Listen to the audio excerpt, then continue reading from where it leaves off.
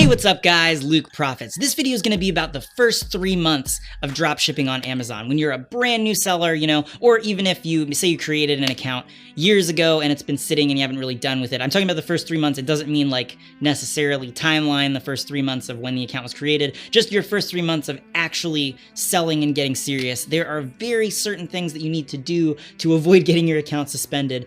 You cannot dropship from big retailers right away. You can't dropship from Walmart, Home Depot, Target, Lowe's, any of those really big, Costco, anything like that, any really big retailer, you don't want to dropship from them initially. You got to start with like really small suppliers that are not going to cause issues, because Amazon's algorithms are looking at your account very intensely, very closely, and just sort of scrutinizing every little thing that you do.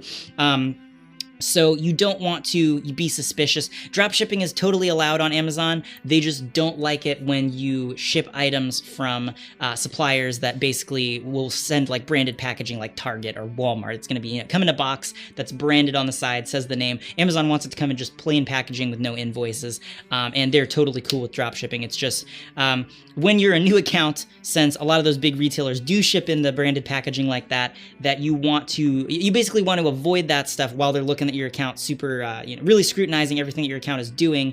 And then after you've kind of gotten past that initial, really close review of everything you're doing on your account, then you can start shipping from those retailers and it's fine and you're not gonna have any issues. It's just initially your first like 3 months. And again, like not 3 months chronologically, but 3 months of doing what I'm about to explain. So the main thing that we're trying to avoid here is called the velocity review or account review, which basically just means you're selling too much stuff too quickly. What the heck? I need a lot more information and we're scared, so we're going to suspend you until you give us that information. And it's annoying. It's a pain. You don't want to have to deal with this. It's something that it's a pain. To avoid the velocity review, this is very important. Write it down on your forehead with Sharpie so you can see it every time you look in the mirror if you have to. What you got to do to avoid the velocity review is sell less than $10,000 a month for 3 months consecutively. If you go over that $10,000 a month mark, they're going to freak out and you're going to get suspended right off the bat, the velocity review. So less than $10,000 a month for 3 months consecutively, right? They're 90 days. But you also have to be selling more than $2,000 a month, or it's not even going to help, right? So more than $2,000, less than $10,000, right? And you got to do that for 3 months in a row. Month one, I guess say like $4,000. Month two, $6,000. Month three, $8,000, something like that. It's even better if you can, sort of do it like that, so it looks like a slow, gradual increase where you know what you're doing. It'd be a little bit more suspicious to do 9,000, 3,000, 9,000 again. You want sort of like a slow, steady growth. So like 3 or 4, 5 or 6. 7 or 8, something like that. It keeps you between that more than $2,000, less than $10,000. I'm just going to say it a few more times. More than $2,000, less than $10,000, more than $2,000, less than $10,000, more than $2,000, less than $10,000. Yes, that's right. And do that for 3 months in a row. 4 months if you're, OCD and you want to be absolutely sure.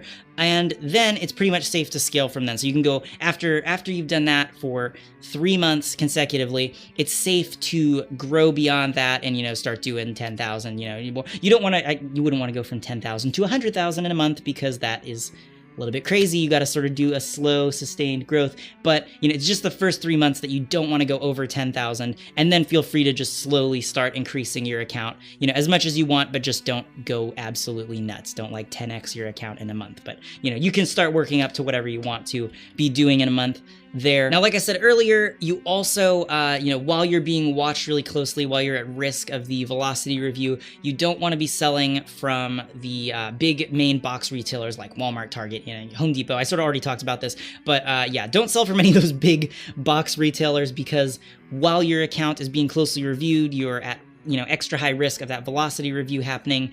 It can cause issues. You just don't want to list from any of those big box retailers. You're going to want to use really small suppliers. I'm going to throw out a couple names here, but any small supplier is fine. Like any small supplier that is not one of those big box retailers is great, and go ahead and use it. So some suppliers that people have used is like Webstaurant. I use Zorro, Boscov's. Those are some good ones. There are a bunch of others. Just anything that is kind of relatively small that maybe doesn't ship in their own branded packaging, anything like that. It's totally fine to drop ship from. You just don't want to do the big main box retailers until after you have passed those first 3 months of the craziness. And yeah, I think that's pretty much it for this video. After the first 3 months, like I said, Amazon just starts giving you the buy box. It becomes very easy to get sales. And the thing that you have to be actually super careful of is not to sell too much, because Amazon only releases the money and gives it to you every 2 weeks. So it can be a problem if, you know, sales are great, you're selling a ton, but you sell so much that you can't fill the orders while you're waiting for Amazon to give you the money from the buyers. So